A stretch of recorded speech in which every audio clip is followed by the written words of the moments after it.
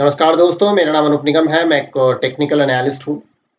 पिछले वीडियो के माध्यम से हमने ये समझने की कोशिश करी थी कि जब भी हम किसी फ्यूचर के स्टॉक को शॉर्ट करते हैं, तो उसका पे ऑफ हमें कैसे मिलता है। इस वीडियो के माध्यम से हम ये समझने की कोशिश करेंगे कि जब भी हम किसी कॉल ऑप्शन को बाय करते हैं, तो उसका पे ऑफ हमें कैसे मिलता है। कॉल ऑप्शन बेसिकली हमें अधिकार देती है कि जो भी अंडरलाइंग असेट है, उसको हम किसी पर्टिकुलर डेट के ऊपर किसी पर्टिकुलर प्राइस पे खरीद सकते हैं। जब भी हम किसी कॉल ऑप्शन को बाय करते हैं, तो इसका मतलब होता है कि हमने उस कॉल को लॉन्ग किया है। जो प्रॉफिट और लॉस होता है उस कॉल ऑप्शन का, वो इस बात पर निर्धारित करता है कि एक्सपायरी के टाइम पर उसका स्पॉट प्राइस कहाँ पर ट्रेड हो रहा है।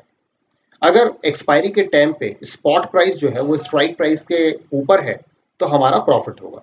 लेकिन अगर स्पॉट प्राइस स्ट्राइक प्राइस से काफी ऊपर है, तो हमारा काफी अच्छा प्रॉफिट होगा।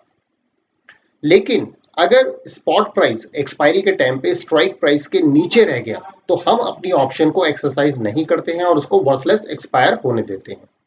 इस पर्टिकुलर सिनारियो के अंदर हमारा जो लॉस होता है, वो ऑप्शन प्रीमियम तक ही सीमित होता है। तो जैसे मानिए मैंने कोई स्टॉक की कॉल ऑप्शन बाय की जिसका स्ट्राइक प्राइस है 2250। तो ये जो कॉल ऑप्शन हमने बाय की है, इसको हम फ्यूचर डेट में कभी सेल करेंगे किसी अननोन प्राइस के ऊपर। तो जब भी हम किसी कॉल ऑप्शन को बाय करते हैं, तो इसका मतलब हमने उस कॉल ऑप्शन को लॉन्ग किया है।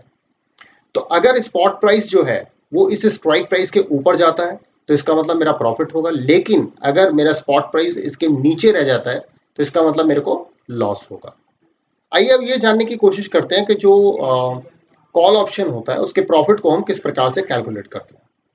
तो जैसे हमने किसी स्टॉक एक्स की कॉल ऑप्शन को बाय किया जिसका स्ट्राइक प्राइस है 2250, और हमने उसके लिए प्रीमियम पे किया 100 रुपए।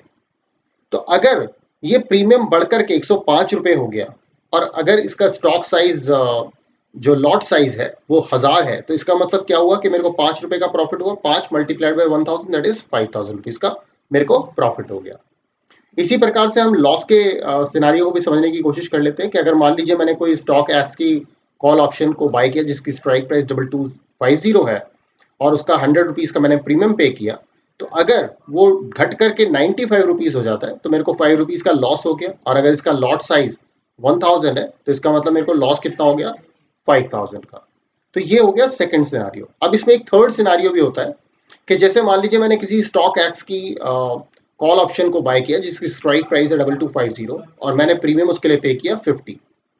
लेकिन अगर एक्सपायरी के टाइम पे मेरा जो स्पॉट प्राइस है वो स्ट्राइक प्राइस के नीचे रह गया, तो उस केस में क्या होगा कि अगर इसका लॉट साइज 100 है, तो इसका मतलब क्या होगा कि मैं जो अपनी ऑप्शन है उसको वर्थलेस एक्सपायर होने दूंगा। तो इस केस में जो मेरा लॉस हो जाएगा वो हो जाएगा 50 इंटू 100 दैट इज 5000। तो इसका मतलब ये हुआ कि जो मैंने ऑप्शन का प्रीमियम पे किया है वो पूरा का पूरा मेरा मार्केट में चला जाएगा।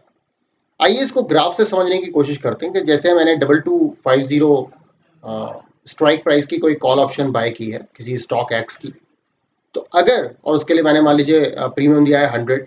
तो अगर ये जो है 2250, अगर मेरा जो स्पॉट प्राइस है वो 2250 से ऊपर की तरफ जाएगा, तो इसका मतलब क्या होगा, मुझे प्रॉफिट।